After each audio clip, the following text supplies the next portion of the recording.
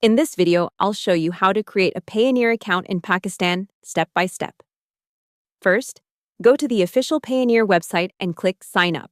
Choose the account type that matches what you do, like freelancer, online seller, business, or marketplace seller. Payoneer offers accounts for receiving international business payments, and Pakistani users commonly use it for freelancing, e-commerce, and client payments. Next, once you enter your real personal details, exactly as they appear on your documents. Add your full name, email address, date of birth, mobile number, and your address in Pakistan. Then create a secure password and continue with the registration form. After that, complete the verification stage.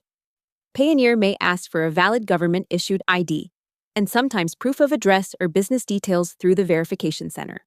The Payoneer says you should check the verification center in your account for any pending requests and submit clear, valid documents. Once your account is approved, you can start receiving international payments and then withdraw funds to supported local options in Pakistan. Payoneer also highlights local withdrawal support in Pakistan, including partnerships such as HBL and JazzCash, for easier access to funds. For security, Payoneer also uses two-step verification. So make sure your phone number is active and correct during sign-up.